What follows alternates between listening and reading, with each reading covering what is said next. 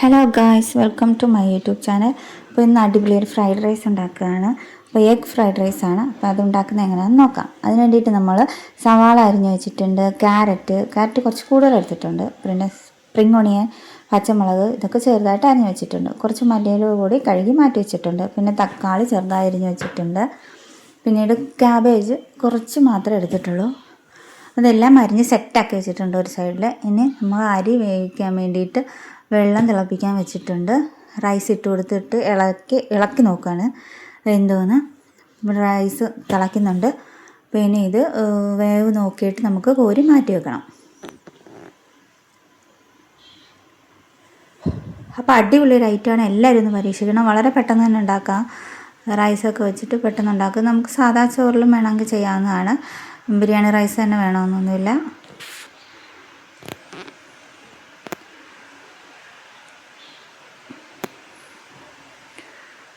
പിന്നീട് നമ്മളൊരു 5 കോഴിമുട്ട എടുത്തിട്ടുണ്ട്. ഒരു പാൻ ചൂടാക്കി വെളിച്ചെണ്ണ ഒഴിച്ചിട്ട് അതിലേക്ക് മുട്ട പൊട്ടിച്ചൊഴിച്ചിട്ടുണ്ട്. അതിലേക്ക് അല്പം ഉപ്പും കുരുമുളകും കൂടി ചേർത്ത് നല്ലതായിട്ടൊന്ന് ചിക്കി എടുക്കുകയാണ്.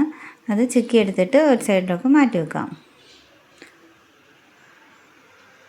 അപ്പോൾ എഗ് ഫ്രൈഡ് റൈസ് ആയതുകൊണ്ട് എഗ്ഗ് കുറച്ച് കൂടുതൽ എടുക്കുന്നതാണ് നല്ല ടേസ്റ്റ് കിട്ടുന്നത്.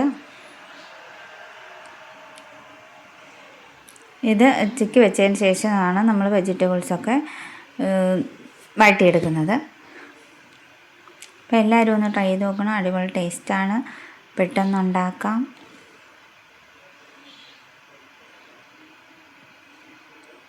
അപ്പം മുട്ടയെല്ലാം സെറ്റായി നിന്നിട്ടുണ്ട്. അതെല്ലാം ചിക്കി എടുത്ത് റെഡി ആയിട്ടുണ്ട്. ഇനി ഒരു വലിയ പാൻ വെച്ചിട്ട് അതിലേക്ക് എണ്ണ ഒഴിച്ചിട്ട് ഇഞ്ചിയും വെളുത്തുള്ളി അല്പം ചതച്ചത് ചേർത്ത് കൊടുക്കുന്നുണ്ട്. അത് നന്നായിട്ടൊന്ന് വഴറ്റി കൊടുക്കാം.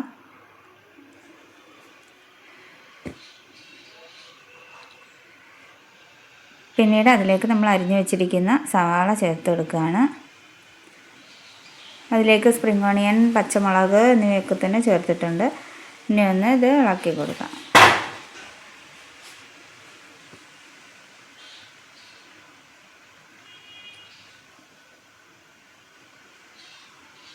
അത് നന്നായി ഒന്ന് ഇളക്കി കൊടുത്തതിന് ശേഷം ഇതിലേക്ക് ബാക്കി വെജിറ്റബിൾസ് ഇടണം. അപ്പോൾ സവാളയൊക്കെ ഒന്ന് ചെറുതായിട്ട് വഴണ്ട് വന്നൊന്നും ഇട്ട് വേണം നമുക്ക് ക്യാരറ്റൊക്കെ ഇട്ട് കൊടുക്കാൻ.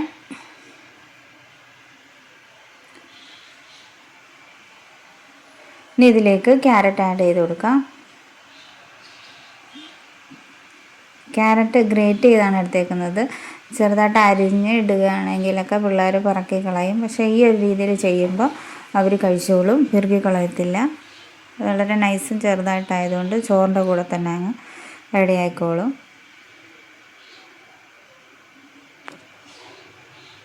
പച്ചക്കറിയൊക്കെ തിന്നാത്ത കുട്ടികൾക്കൊക്കെ ഇങ്ങനെയൊക്കെ ചെയ്ത് കൊടുക്കാവുന്നതാണ്. ബീട്രൂട്ട് ആണെങ്കിലും ക്യാരറ്റ് ആണെങ്കിലും ഇങ്ങനെയൊക്കെ ഗ്രേറ്റ് ചെയ്തിട്ട് നമുക്ക് ചോറിനകത്ത് ചിക്കിയൊക്കെ കൊടുക്കുകയാണ്, അവർ കഴിച്ചോളും. മുട്ടയൊക്കെ ചിക്കി കൊടുത്താൽ മതി.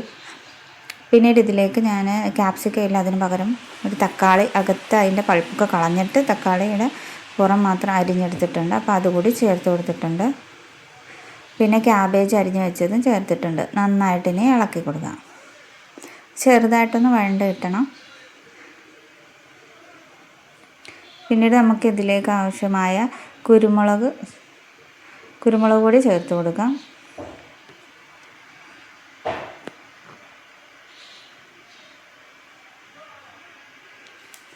അതിനുശേഷം അല്പം സോയാ സോസ് ഒഴിക്കുന്നുണ്ട്. ഫ്രൈഡ് റൈസിൻ്റെ ആ ഒരു ടേസ്റ്റ് വരുന്നതിന് വേണ്ടിയിട്ടാണ്. ഇതിൽ വേണമെങ്കിൽ നിങ്ങൾക്ക് അല്പം ചിക്കൻ മസാല കൂടി ചേർത്ത് കൊടുക്കാവുന്നതാണ്. ഞാൻ ചേർക്കാൻ മറന്നു വിട്ടുണ്ടായിരുന്നു. അപ്പോൾ ഇതിൽ കുരുമുളകും സോയാ സോസും ചേർത്തിട്ടുണ്ടായിരുന്നു. പിന്നീട് ടൊമാറ്റോ കെച്ചപ്പ് ഉണ്ടായിരുന്നു, അതുകൂടി ചേർത്തിട്ടുണ്ടായിരുന്നു. വീഡിയോ എടുക്കാൻ മറന്നുപോയി. പിന്നീട് അതിന് ശേഷം നമ്മൾ ഊറ്റി റെഡിയാക്കി വെച്ചിരിക്കുന്ന റൈസ് ഇതിലിട്ടിട്ട് മിക്സ് ചെയ്ത് കൊടുക്കുകയാണ് നന്നായിട്ട്. നല്ല രീതിയിൽ തന്നെ ഇത് മിക്സ് ചെയ്തെടുക്കണം. പിന്നീട് അതിലേക്ക് നമ്മൾ മുട്ട ചിക്കി വെച്ചേക്കുന്നത് കൂടി ചേർത്ത് കൊടുക്കാം. ഇനി എല്ലാം കൂടി നന്നായിട്ട് മിക്സിങ് ചെയ്തെടുക്കണം. അപ്പോൾ ഫ്രൈഡ് റൈസ്, അടിപൊളി ടേസ്റ്റി ആയിട്ടുള്ള ഫ്രൈഡ് റൈസ് ഇവിടെ റെഡി ആയിട്ടുണ്ട്. ഒരുപാട് ഇൻഗ്രീഡിയൻസ് ഒന്നും വേണ്ട, വളരെ പെട്ടെന്ന് തന്നെ തയ്യാറാക്കി എടുക്കാവുന്നതാണ്. നല്ല ടേസ്റ്റാണ്. കുറച്ച് മല്ലിയില കൂടി ചേർത്ത് കൊടുക്കുന്നുണ്ട്. അപ്പോൾ നല്ല അടിപൊളിയായിട്ടുള്ള ഫ്രൈഡ് റൈസ് നമുക്ക് വീട്ടിൽ തന്നെ തയ്യാറാക്കാവുന്നതാണ്. നല്ല ടേസ്റ്റിയാണ്, ഹെൽത്തിയാണ്. എല്ലാവരും ട്രൈ ചെയ്ത് നോക്കണേ. ചിക്കനൊന്നും ഇല്ലെങ്കിലും പെട്ടെന്ന് തന്നെ ഇങ്ങനെയൊക്കെ മുട്ടയൊക്കെ ഉണ്ടെങ്കിൽ ചിക്കി എടുക്കാവുന്നതാണ്.